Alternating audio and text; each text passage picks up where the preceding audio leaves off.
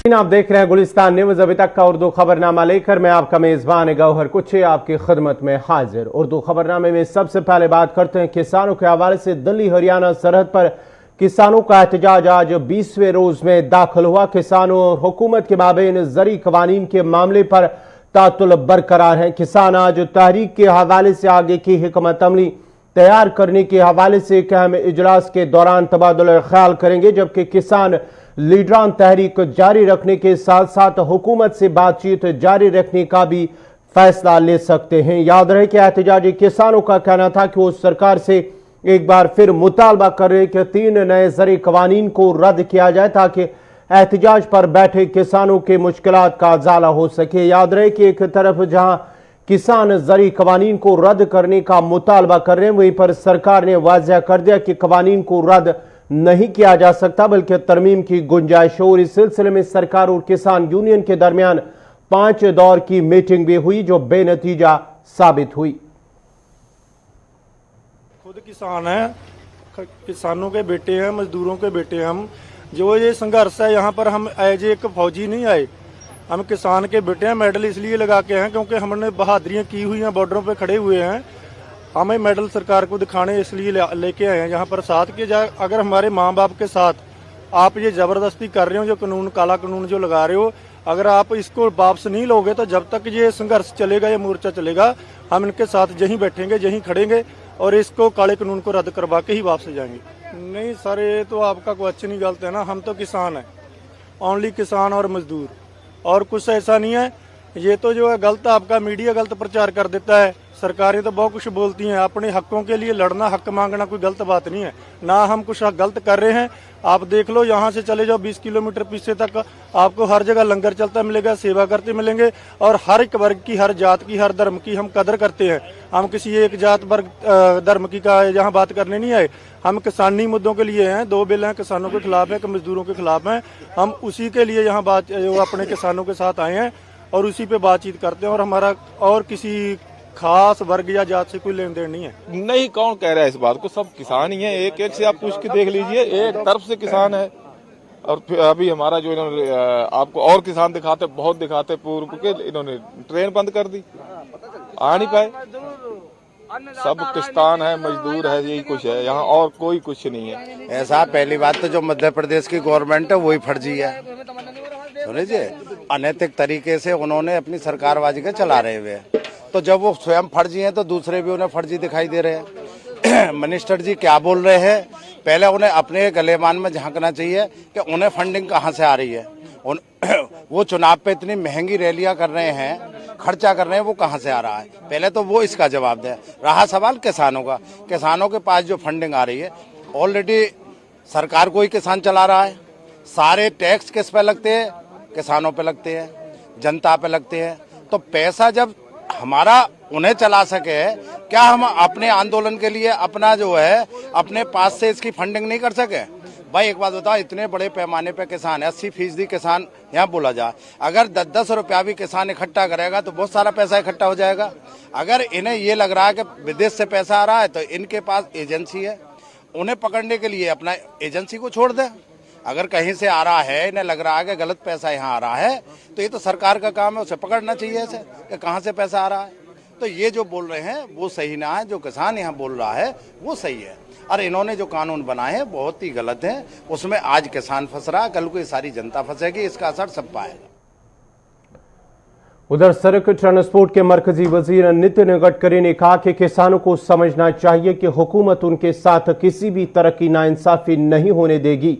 नितिन गडकरी ने किसानों को मशवरा दिया कि वो हुकूमत के साथ आए और उन कवानीन पर मुज़ाकरात करें। उन्होंने कहा कि उनकी हुकूमत किसानों की बहबूद के लिए वक़्फ़ है और अगर किसान ज़री कवानीन के हवाले से कोई तजवीज़ पेश करते हैं तो हुकूमत इससे कबूल करने को तैयार है। पहली बात तो ऐसी है कि जो तीनों कानून जो पास किए हैं, इसका कलम वाइज A1, 2, 3 ऐसा करके पूरी चर्चा किसानों ने करनी चाहिए। हमारे कृषि मंत्री उसके लिए तैयार है। मैं एक सिंपल बात आपको पूछता हूँ कि ये किसान ने अपना माल कहाँ बेचना, मंडी में बेचना या कहाँ बेचना, ये विवाद का विषय है। मुझे एक बात बताइए कि फार्मेसी के दुकान में जाकर आप दवाई खरीदते हो, दवाई की कीमत कौन तय करता है? दुकानदार या कंपनी? आप रेस्टोरेंट में जाते हो, चाय पानी नाश्ता भोजन करते हो, कीमत कौन तय करता है? होटल वाला। आप कपड़े और खरीदने के लिए जाते हो, कपड़े की कीमत वो तय करता है। आप हवाई जहाज में बैठते हो, टिकट की कीमत कौन तय करता है? कंपनी वाला। आप रेलवे में जाते हो, रेलवे का टिकट का रेट कौन है? रेलवे तय करती है। किसानों के कोई उपज के भाव किसान नहीं तय करता। क्या ये ठीक है? कभी 10 रुपये भाव मिलता, कभी 2 रुपये किलो मिलता। किसान मंडी में जब माल लेके जाता है तो बिचौलिया होता है, दलाल, वो या व्यापारी तय करता है। अब मुझे बताइए, मेरी नागपुर में खेती है और मैं पहले मार्केट में अगर अपनी सब्जियां ले जाता था तो जो दलाल बिचौलिया जिसके यहाँ बेचता था उसको मुझे 8% मेरी टोटल कॉस्ट पे कमीशन देना पड़ता है। अब मैंने एक नागपुर में ही राणा प्रताप नगर चौक में एक शेतकरी बाजार में मैं अभी अपनी सब्जी देता हूँ, तो मुझे 10 रुपये रेट ज़्यादा भी मिलता है और 8% मेरे कटते भी नहीं, तो मुझे ज़्यादा फायदा मिल रहा है। तो क्या किसानों को ज़्यादा फायदा लेने का अधिकार नहीं है? पहली बात तो ऐसी है कि छठे पे कमीशन समेत कई मुतालबात को लेकर दिल्ली के all India institute of medical sciences AIIMS की नर्स यूनियन गैर मुअय्यना मुद्दत की हड़ताल पर चले गए हैं। नर्स यूनियन का कहना है कि जब तक उनके मुतालबात माने नहीं जाएंगे उस वक्त तक हड़ताल जारी रहेगी। एहतजाजी नर्स यूनियन का कहना है कि वह इंतजामिया से बातचीत के लिए तैयार है और मरीजों के लिए उन्हें बहुत बुरा लग रहा है, लेकिन वो मजबूर हैं क्योंकि उनके मुतालबे पर गौर नहीं किया जा रहा है। जबकि एक माह कबल हड़ताल के लिए नोटिस भी दिया गया, लेकिन इंतजामिया मुतालबात पर समाअत करने को तैयार नहीं है। उधर एम्स के डायरेक्टर ने कहा कि ये नाइंसाफी होगी कि जब मुल्क कोरोना के खिलाफ जंग लड़ रहा है और लोग अपने मरीजों की जानों के लिए दुआ मांग रहे हैं, तो बदकिस्मती है कि नर्स यूनियन ने ऐसे वक्त में हड़ताल का ऐलान किया है।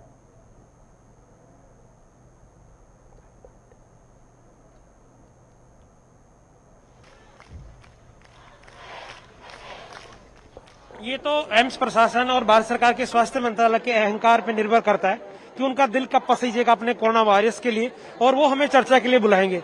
एम्स नर्सेज यूनियन और एम्स की नर्सेज खुले दिल से हर किसी चर्चा का स्वागत करती है और हम बात के लिए तैयार हैं, हमने कभी मना नहीं किया। लेकिन बड़ी गंभीर चीज ये है कि आज एम्स प्रशासन ने इन जो सुरक्षा कर्मी हमारे लोगों की सेवा में लगे होते हैं उनको गुंडा बना के भेजा। हमारे 1-2 साथियों को चोटें आई और हमारे साथ बेइज्जती करने की कोशिश की गई, कपड़े तक फाड़े गए। तो ये पूरा देश ने देखा है कि किस तरीके से जो जिन लोगों ने कुछ देर पहले आपने ताली थाली बजाई थी, आज ये लोग यहाँ अपनी तालियां पीट रहे हैं और अपने भाग्य पे कोस रहे, रो रहे हैं कि जिन डिमांड्स को 1 साल पहले पूरा कर लिया गया था, इधर हम लोगों की सेवाएं कर रहे थे, उधर हमारी डिमांड बस्ते में बंद की जा रही। नहीं तो उनको खाली अपना एक पीनल कोड एक्ट के बारे में बताने की सूझी या हमसे बात करने की सूझी। ये देश की जनता देख रही है कि प्रशासन अपना काम कर रहा है लेकिन बात करने को तैयार नहीं है, इनकी मांगों को सुलझाने को तैयार नहीं है। ये शर्मनाक है। ये जो पीनल कोड है, जो लाज है, ये ऑलरेडी एग्जिस्ट करते हैं, सबको पता है इनके बारे में, लेकिन हमें मजबूर किया जा रहा है। हमें क्या जरूरत है आज बैठने की? हम लोगों की सेवा कर रहे थे, लेकिन इन लोगों ने हमारी जो डिमांड मांग ली गई थी उनको भी खत्म कर दिया इस कोरोना काल में। मेन प्रायोरिटी हमारी बहुत सी प्रायोरिटी में, हर डिमांड हमारी इंपॉर्टेंट है, लेकिन हमने एक डिमांड के बारे में ये बोला है 6 CPC पे एनोमली, जो नई डिमांड, और इन 23 डिमांड में कोई नई नहीं है, उसको मान लिया गया था, उसको आप रिजोल्व करो, हम बात करने के। हम लोग भी चाहते कि जल्दी से जल्दी कॉल ऑफ हो। हमें भी अच्छा नहीं लगता कि ये जो पैंडेमिक सिचुएशन है इसमें हम प्रॉब्लम क्रिएट करें, हम नहीं चाहते हैं, लेकिन हमारी भी कुछ डिमांड है। हमने एक महीना पहले इंटीमेशन दिया था, उसके बारे में भी प्रशासन ने कुछ सोचना चाहिए था, लेकिन कुछ भी नहीं किया है। जो हमारी डिमांड है वो बहुत 2006 में पे कमीशन लगा था, उस टाइम की जो डिमांड है हमारी कुछ मानी भी गई थी, लेकिन बीच में इन्होंने क्या प्रॉब्लम क्रिएट हुआ पता नहीं है। तो वो जो हमारी डिमांड है कुछ तो करे और प्रशासन आगे आके हमें कुछ आश्वासन दे तो हमारा जल्दी से जल्दी प्रॉब्लम सॉल्व हो जाएगा।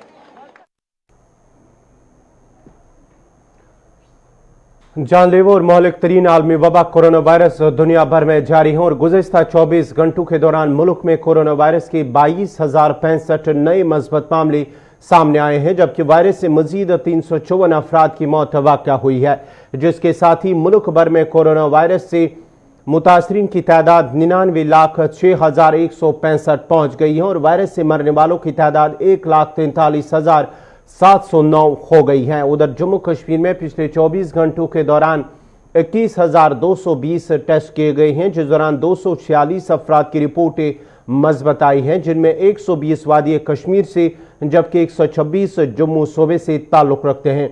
और इस तरह मुतासरीन की मजमूई तादाद 1,16,254 पहुंच गई हैं, जबकि गुज़श्ता 24 घंटों में मजीद 3 अफराद की मौत के साथ ही महलकून की तादाद 1800 का हिंसा पार करके 1802 पहुंच गई है।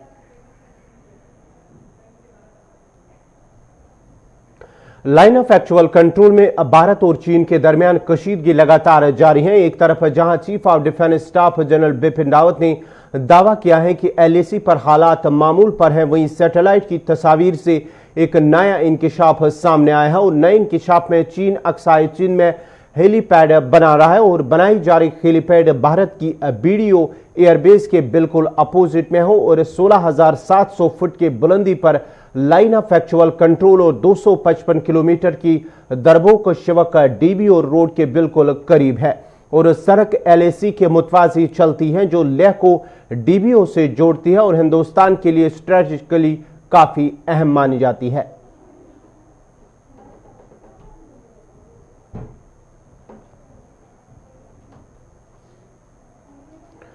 जम्मू कश्मीर इंतजामिया की जानिब से सयाहती मकाम गुलमर्ग में होटलियर्स को लीज खत्म होने की नोटिस जारी किए जाने पर होटलियर्स ने बरहमी का इजहार किया है। होटलियर्स ने कहा कि हुकूमत को चाहिए कि जो होटलियर्स की 59 साल लीज बाकी है इसे तौसी की जाए। चुका है यहाँ पे प्रोजेक्ट ऐसे किया जा रहा है कि जैसे हम चोर हैं, डाकू हैं। ऐसा तो नहीं है। ये वही होटलियर है जिसने गुलमर्ग को खड़ा रखा टर्माइल के दौरान। मैं भी उठ के भाग सकता था यहाँ से, ये भी उठ के कहीं जा सकते थे यहाँ छोड़ के अपनी प्रॉपर्टियां और कहीं और इन्वेस्ट कर सकते थे जहाँ से हमें फ्रूटफुल रिटर्न्स आते। हमने अपनी जिंदगी खपाई यहाँ पे इस उम्मीद में कि एक टाइम हालात ठीक होंगे और हमें इसका रिटर्न्स मिलेगा। और जब रिटर्न्स आने की बारी हुई तो हमें कहने चलो जी सामान अपना बांधो। ये कैसे हो सकता है? हमारे बच्चों का क्या सोचा है? मेरे बच्चे कहाँ जाएंगे? मेरे से आप मेरी रोजी छीन रहे हो, मैं क्या खिलाऊंगा उनको? मेरा कोई और बिजनेस नहीं है इसके सिवा। या तो फिर ठीक है ये मुझे बोलें जिग से नीचे खुदकुशी करो आप जाके। हमारा हक है, पहला हक हमारा है, यहाँ के होटलियर्स का है। देखिए कोर्ट हमेशा कोर्ट ही रहता है। जो उन्होंने कोर्ट तो एक ऑनरेबल कोर्ट होता है जिसके खिलाफ कोई नहीं जा सकता है। कोर्ट के फैसले सही होते हैं, जो कभी भी हम नहीं कह सकते कि कोर्ट ने कोई फैसला गलत लिया। लेकिन कोर्ट ने कहीं पे भी ये मेंशन नहीं किया कि इनको बाहर करिए। और उसके साथ जो कोर्ट ने यहाँ पे जो ऑर्डर किया था एनक्रोचमेंट लैंड जो ऑलरेडी कंसर्न डिपार्टमेंट ने रिट्रीव करी है। हाँ ये बात ज़रूर है कि जो लीजेस की बात है, लीजेस पे हम लोग कंसर्न ये ना गवर्नमेंट के साथ बात कर रहे हैं, हमारे चेयरमैन साहब बात कर रहे हैं। फैसला हमारे अफसरान नहीं कर सकते क्योंकि ये लीगल मैटर है और इसका हर एक को इंडिविजुअल से ही मिलना चाहिए। हम ये नहीं कहेंगे हम किसी भी इलीगल बंदे के साथ हैं, बिल्कुल नहीं है। लेकिन जो लीगल बंदा है, जो लीगली ऑक्यूपाइड है, जो 50 साल से अलीगली रह रहा है, he should not be harassed. So ऐसा नहीं है। We have total regard and total respect for the judgments of the honourable High Court and the Supreme Court, but things on ground have to be done properly as per law. सब जिला बानिहाल का दूर इब्तदा इलाका सराची जहां आज दौरे जदीद में भी आवाम बुनियादी सहूलियात से महरूम है। जम्मू कश्मीर के बिछड़े और दूर दराज इलाकों में सराची एक माना जाता है जहां आज बरसों बाद भी मकामी आबादी तहसील हेडक्वार्टर से करीब 6 किलोमीटर पैदल सफर तय करते हैं। स्कूली बच्चे, अस्पताल जाने वाले मरीज या फिर जरूरी कामकाज के गर्ज से घरों से निकलने वाले लोग सख्त दुश्वारियों का सामना कर रहे हैं। मकामी आबादी को जहां सहूलियात की किल्लत का सामना है, वहीं जंगलात होने की वजह से भी जंगली जानवरों का डर और खौफ आवाम को सता रहा है। हमारे नुमाइंदे आरिफ फही ने इलाके का रुख करके चंद लोगों से बात की है। वगैरह की फैसिलिटी है नहीं है यहाँ पे? नहीं है। आप हर बार ऐसे ही बोझ कंधे पे उठाते हैं? हर बार सर, हर बार। ये कितने किलोमीटर से आप पैदल आए? हमारे कम से कम कोई 30-40-50 किलोमीटर। नहीं 50 किलोमीटर तो बानिहाल से है। ये तो यहाँ से 6-7 किलोमीटर जो 5 किलोमीटर। 5 किलोमीटर से 5 किलोमीटर। रोड फैसिलिटी नहीं है ना। आप गवर्नर साहब से क्या गुजारिश करेंगे जिससे आपको रोड मिलेगा? हम उससे यही गुजारिश करते हैं हमें रोड दिलवा दीजिए। सराची का एक छोटा बच्चा देखिए कितना बोझ, और ये ग्राउंड रियलिटी हम आपको दिखा रहे हैं कि इतने नन्हे नन्हे बच्चे भी जो है अपने घरेलू सामान को लेकर यहाँ पर आ रहे हैं। आप कैमरामैन आपको पूरी तरह से दिखाएंगे कि बर्फीला इलाका। आप बेटा नाम बताओ। आमिर साहब, गुड। रोज आप ऐसे ही बोझ उठाते हैं? हाँ। 5-6 किलोमीटर ऐसे ही चलते हैं आप? हाँ। बच्चे बोझ उठा रहे हैं, क्या ऐसे ही मामला है यहाँ पे? लेके मैं आगे गया था, खतरा है रात को चलने को, इसलिए मैं आगे गया। इनको ये बच्चे नीचे से आ रहे थे। जी जी जी। रोड के बगैर तो बहुत मजबूरी है, इधर बहुत मजबूरी है। तो नाज़रीन, आप कहीं ना कहीं देख रहे हैं कि हालात इंतहाई बुरी। सराची के इलाके के छोटे बच्चे 5 से 6 किलोमीटर जो है यानी 90 डिग्री एंगल शार्प पहाड़ियाँ चढ़ते हैं और उसके साथ में यहाँ पर अपना जो घरेलू सामान है सराची तक पहुँचाते हैं। लेकिन बात कहीं ना कहीं करें तो यहाँ पर सियासी तौर बहुत ज़्यादा दंगल होती है। बानिहाल के इन इलाकों में जैसे असेंबली इलेक्शंस की बात करना चाहेंगे, दावे बड़े बड़े किए जाते हैं, लेकिन ज़मीनी सतह पे सराची में रहने वाले लोगों की हालात इंतहाई बुरी है। छोटे नन्हे बच्चों ने गवर्नर इंतजामिया से और लेफ्टिनेंट गवर्नर से गुजारिश की है कि सराची के इलाके में सड़क दी जाए ताकि लोगों की हालात सुधर सके। सराची से कैमरा पर्सन शकील नाइक के साथ आरिफ वहीद, गुलिस्तान न्यूज़। जम्मू कश्मीर इंतजामिया जहां आवाम के लिए हर मुमकिन सहूलियात बहम रखने के बुलंदबांग दावे कर रही, मगर बदकिस्मती से ज़मीनी सतह पर उन दावों के बरक्स नजर आ रहा है।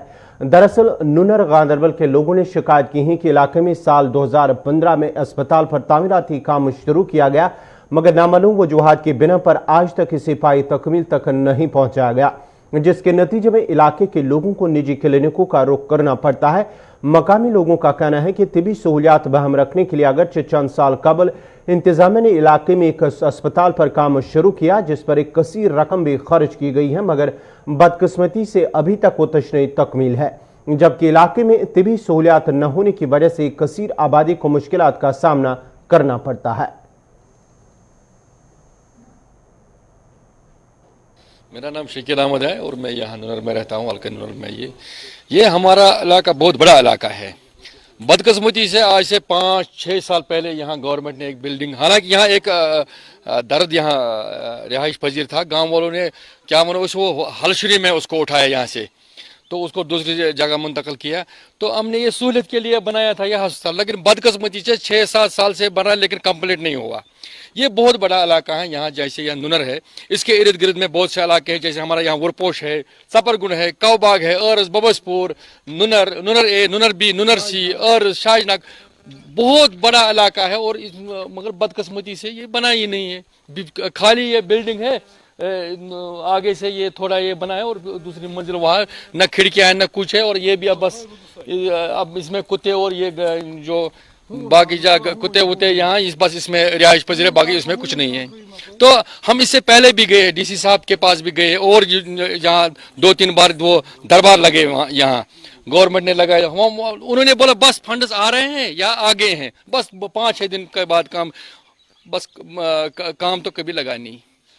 अब इतना ही नहीं, मुसीबत ये है, ये गलत यूज के लिए अब ये बिल्डिंग हो गई है। यहाँ से पता नहीं जुआरी भी चलते हैं, इसमें वो गलत काम भी होता है। अब हम परसों डिपार्टमेंट को बोला है, मेहरबानी करके अब ये खिड़कियाँ इस पर टीन दे दो और ये बंद ही करो, अब ये सहूलियत की जरूरत ही नहीं है। मेरे पीछे जो बिल्डिंग बनी है हॉस्पिटल बनी है, 2001 से हमें लड़ रहा है। 2011 में इसकी सैंक्शन हुई, 2015 में इसकी ये बन गई, यहाँ संग बुनियाद लग गई 2015 में। फिर आज तक बोला फंड्स नहीं है। मैंने 2 बार कमिश्नर सेक्रेटरी साहब को मैंने पूछा, उसने बोला मैं फंड्स लाऊंगा तो मैं करूंगा इस साल। उसने इंश्योरेंस दिया इस साल 2020 तक ये कंप्लीट हो जाएगी, मगर नहीं हुआ। हमें 7 और नागरनार हंदवारा के लोगों ने राबता सड़क की खस्ता हालत की शिकायत करते हुए कहा कि इलाके में सड़क की नागुफ्तबा हालत की वजह से आवाम को मुश्किलात का सामना करना पड़ता है, जबकि सड़क की हालत इस कदर खस्ता हो चुके हैं कि पैदल चलना दुश्वार हो रहा है। मकामी लोगों का कहना है कि अगरचे महकमे RNB को कई बार सड़क की मरम्मत करने के हवाले से आगाह किया गया, ताहम यकीन दहानियों के बावजूद भी सड़क की हालत ज्यों की त्यों है। 2003 में इस रोड की खुदाई हुई है, तब से आज तक हम सिर्फ मिट्टी में चल रहे हैं कि हर बार जब पार्लियामेंट का इलेक्शन होता है बोलते हैं वोट डाल दो हम रोड ठीक कर देंगे, उसके बाद जब असेंबली का इलेक्शन होते हैं करते हैं हम वोट डाल दो हम ठीक कर देंगे। जब वो चले जाते हैं वोट लेकर, आज डीडीसी का इलेक्शन था, उन लोगों ने हमको बोला कि हम आपका मामला ठीक कर देंगे, इसलिए हम आज मजबूर हो गए कि आप लोगों के पास हम पहुंचे कि हमारी बहुत मुश्किलात है, आप देखो कि हमारी रोड की क्या हालात है, मेहरबानी करके हमारी बात किसी जगह पहुंचा। अगर बैक टू विलेज फर्स्ट की बात करें, सेकंड की बात करें, कि आपके गांव में अभी तक कुछ काम नहीं हुआ? नहीं, कुछ नहीं हुआ सर। 2 बार आए थे, पहली की बार आए, बोला हम इसको वो बड़ीपुरा से बनाएंगे, रोड का काम करेंगे, पानी दे देंगे, पावर बिजली के ठीक कर देंगे, फिर वो यहाँ से वापस चले गए। फिर दूसरी बार जब आए उन्होंने फिर यही बोला। दिल्ली में ठंड के साथ साथ अब भी फिजाई आलूदगी की वजह से आम लोगों को मुश्किलात का सामना करना पड़ता है और अगरचे दिल्ली हुकूमत की जानिब से कई इकदाम भी उठाए गए, ताहम आज भी दिल्ली में फिजाई आलूदगी बढ़ रही है, जिस पर लोगों ने हुकूमत से अपील की है कि वह ऐसे मौसर इकदाम उठाए ताकि अवाम की मुश्किलात दूर हो सके। लोगों का कहना है कि बढ़ती फिजाई आलूदगी की वजह से एलर्जी और दीगर सांस की बीमारियों में मुब्तला मरीजों को मुश्किलात का सामना करना पड़ता है। उन्होंने मजीद कहा कि आम लोगों को भी फिजाई आलूदगी को कम करने में अपना रोल अदा करना होगा।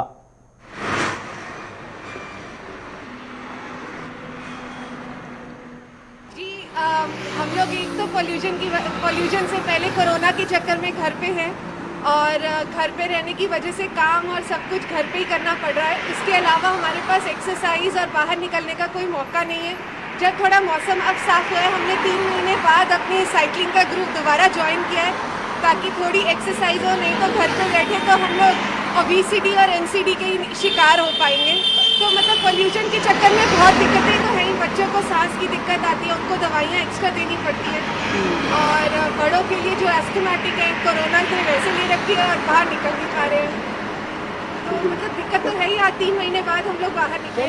पोल्यूशन से हर एक नागरिक को, इंसान को क्या शायद है कि सब जानवरों को भी दिक्कत हो रही होगी। फेफड़े सबके अंदर है, सबको सांस लेने में दिक्कत है। जो मिडिल एजड है, जो यंग है, वो लोग फिर भी कवर कर जाते हैं, पर छोटे बच्चे और बड़ों के लिए, जो बड़ी उम्र के लोग हैं, उनके लिए बहुत ज़्यादा दिक्कत है। सुबह नहीं निकल सकते, शाम को ठंड थी तो नहीं निकल सकते, धूप निकले तो ही निकल सकते हैं। तो पोल्यूशन तो दिल्ली की कब से इतने सालों से एक बहुत बड़ी समस्या रही है, जिस पर अब तक कोई सोल्यूशन नहीं है। देखिए, पोल्यूशन की जो समस्या है वो साल दर बद से बदतर हो जा रही है। सरकार कोशिश करती है, लेकिन कहीं ना कहीं सरकार के एफर्ट्स में कुछ ना कुछ कमी है। पराली जलना पंजाब हरियाणा पे, यूपी पे ब्लेम करना बड़ा आसान है, पर एज अ दिल्ली का सब्जेक्ट मैटर की बात करें तो दिल्ली के अपने बड़े पोल्यूटेंट्स होते हैं। कंस्ट्रक्शन पे कोई कंट्रोल नहीं है। इवन जो एमसीडी स्टाफ भी है, वो भी अगर आप देखेंगे वो सफाई करके फूल बत्ती को जो भी कचरा होता है साइड में जला देता है। मेरे हिसाब से उससे कोई फ़ायदा नहीं है। स्प्रिंकलर सिस्टम एक होना चाहिए ऑल थ्रू, जो टैंकर्स पे करते हैं उसकी कोई फ़ायदा नहीं है। इंस्टेड किसी हाई ऑल्टीट्यूड से, किसी हाई बिल्डिंग से अगर वो करें तो ही उसका कुछ फ़ायदा है। अदरवाइज सिचुएशन तो हर साल खराब ही हो रही है और लोग दिल्ली से बाहर निकलने शुरू हो गए इस प्रॉब्लम। इसी के साथ ही अभी तक का उर्दू खबरनामा इख्तिताम पजीर हुआ चाहता है। अपने मेज़बान गौहर कुछ को इजाज़त दीजिए। अल्लाह हाफ़िज़।